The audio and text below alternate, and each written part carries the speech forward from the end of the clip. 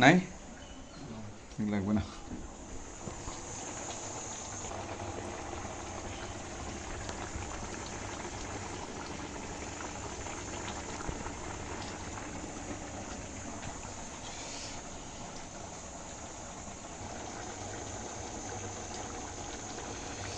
একলা লাইফ, ভালোই আছি। ব্যাচেলার লাইফ লাইফ মনে হচ্ছে। আম্মা আবার নিচের থেকে পাঁপড় ভেজে পাঠাইলো, নাস্তা পাঠাইলো। আমি আবার একটু চা বানাইলাম নিজে, মশলা চা বানাইলাম। আদা, তারপরে আদার সাথে আপনার একটু লং দিয়ে দুধ দিয়ে একটু চা বানালাম, হালকা কফির সাথে দিলাম। এই যে আমার ভাত প্রায় হয়ে গেছে, আর আমার চিকেন হচ্ছে, মানে ঝোল কমতেছে আর কি। ঝোল যেটা আপনারা বলেন, আমরা ঝোল বলি, এটা আমার রান্না করলাম। এখানে পেঁয়াজ দিলাম, বললাম তো আপনাকে, একটা বড় পেঁয়াজ দিলাম, রসুন দিলাম 3 কোয়ার মতো, আর আদা আর 1 চামচের মতো, আর 500 গ্রাম মুরগির মাংস, আর আলু ধরেন বেশি হলে 150 গ্রাম হবে, 4টা ছোটো ছোটো আলু। আর আমার নিজস্ব মিক্স মশলা আছে, ধনিয়া গুঁড়া আছে আমার নিজস্ব, আর মিষ্টি মরিচটা দিলাম, হাটাজারি মিষ্টি মরিচ, তারপরে আপনার হলুদ। এগুলি, এই মশলার বিজনেসটা আমারই। আর সাথে হালকা সরিষার তেল দিলাম প্রথমেই মাংসটা দিয়ে, তেলের মধ্যে হলুদ মরিচ দিয়ে মাখানোর পর মাংসটা একটু, ওর সাথে আমি আবার একটু মাংসটা ধোয়ার পরে একটু আপনার, যেহেতু ফার্মের মুরগি, এটা আপনার ওই ভিনেগার দিয়ে একটু ধুয়ে নিলাম, যাতে ঘ্রাণটা না থাকে। একটু ভিনেগার দিয়ে আপনি যখন ধুয়ে নেবেন, তখন মাংসের টেস্টটা আলাদা হবে। একটু ভিনেগার দিয়ে কিছুক্ষণ রেখে তারপরে ধুয়ে ফেলবেন। যাক, রান্না করে বসাই দিলাম, খাবো। এটা হলো ভাত। ভাত প্রায় হয়ে গেছে, প্রায় ভাতের চাল হয়ে গেছে। আতপ চাল তো বেশিক্ষণ লাগে না। আতপ চাল এখন আমি চুলাটা বন্ধ করে দেব। আতপ চালটা প্রায় হয়ে গেছে, দেখা যাচ্ছে যে আতপ চাল হয়ে গেছে। আতপ চাল এটা আপনার, এটা হইল আপনার কাটালি ভোগ আতপ। যাক, এটা হলো মুরগি সোনালিটা, সোনালি যেটা আমি পছন্দ করি। আমি বেশিরভাগ আমার ফার্ম সাদাটা সোনালি দোনোটাই ভালো লাগে।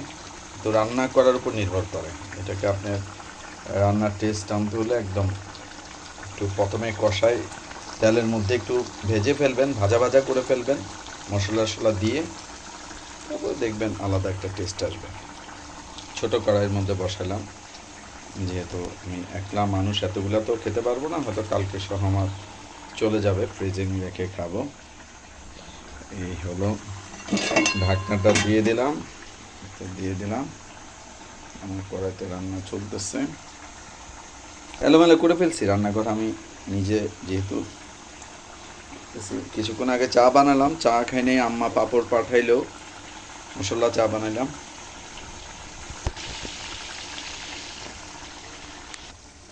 আপনার প্রায় আমার মুরগি হয়ে আসছে, ভাত হয়ে গেছে, ভাত বেড়ে ফেলছি। মুরগিটা আপনার পরিবেশন করার পরে দেখাচ্ছি একটু পরে।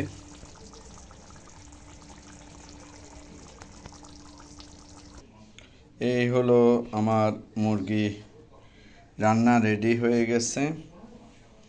আপনি কালারটা বোঝা যাচ্ছে না, যেহেতু আমি ক্যামেরায় কোনো একদম রিয়েল, একদম একটু ভুনা ভুনা কালো কালার হলো। আর হলো রাইস, রাইস রেডি হয়ে গেছে। এই যে আমার রাইস আর চিকেন একসাথে। সর্বোচ্চ আমার দুইটা আইটেম করতে 40 মিনিট লাগলো। 40 মিনিটের মধ্যে কমপ্লিট হয়ে গেল। তো হয়তো তার চেয়ে আর একটু কম লাগছে, বলতে পারবো না। তো 40 থেকে 35 মিনিটের মধ্যে কমপ্লিট, খাবার কমপ্লিট। মুরগিটাকে একটু সময় দিতে হয়েছে, কষাইতে হয়েছে। এই যে খাবারটা দেখুন, যদিও খাবারের ভিডিও করার পক্ষে না আমি, কারণ অনেক মানুষে খাবার দেখে, কে কিভাবে খায়, খাদ্য খায়, সেটা আমরা দেখানো পরিবেশন মানুষের কাছে এটা কেমন লাগে জানি না। আমি জাস্ট নিজে একা বসে রান্না করলাম, ভাবলাম একটু আপনাদের সাথে শেয়ার করি। এই হলো আমার রাইস, এই হলো আমার দুইটা দুই পাশ থেকে দেখাচ্ছি আপনার। এই, ওই গোল গোল এগুলোই হলো ছোট ছোট আলু। এই হলো আমার খাবার অনেক দিন পরের।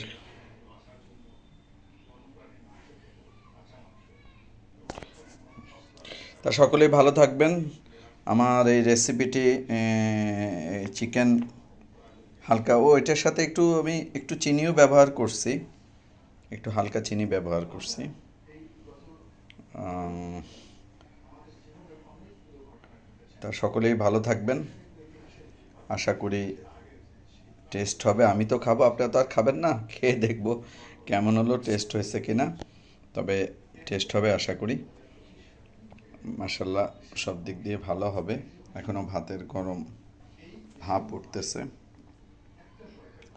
যাক, সকলে দোয়া করবেন, ভালো থাকবেন। আসসালামু আলাইকুম।